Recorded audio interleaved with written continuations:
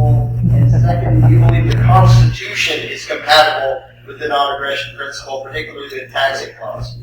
And let's start with Darryl Perry. To answer the first part, yes, I do my best to abide by the non-aggression principle. And regarding the Constitution, it has either authorized such tyranny as we have or has been powerless to prevent it. In either case, it is unfit to exist. Let's go to Governor Johnson.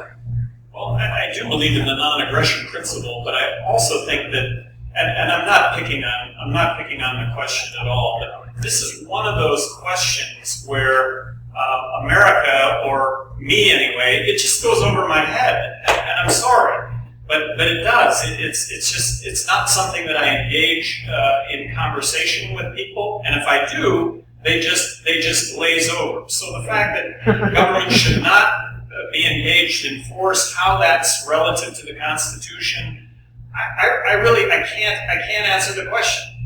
I'm not smart enough to answer the question. Okay, I just want to hop in here. The non-aggression principle is a basic libertarian principle. So if you're going to run as a libertarian candidate, you should be able to answer that question. I know I should, but I can't. And Fair enough.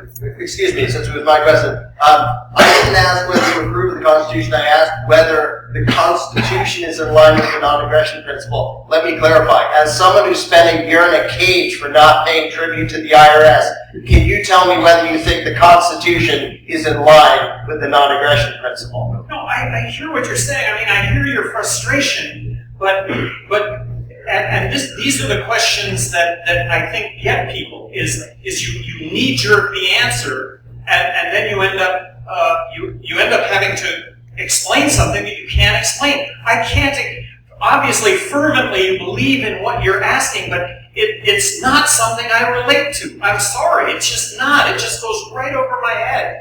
And I'd also point out that Austin Peterson and John McAfee, who could not be here today, they have taken similar views to Governor Johnson on this issue, as well as Bob Barr, who was the 2008 nominee. But Dr. Feldman, you're on.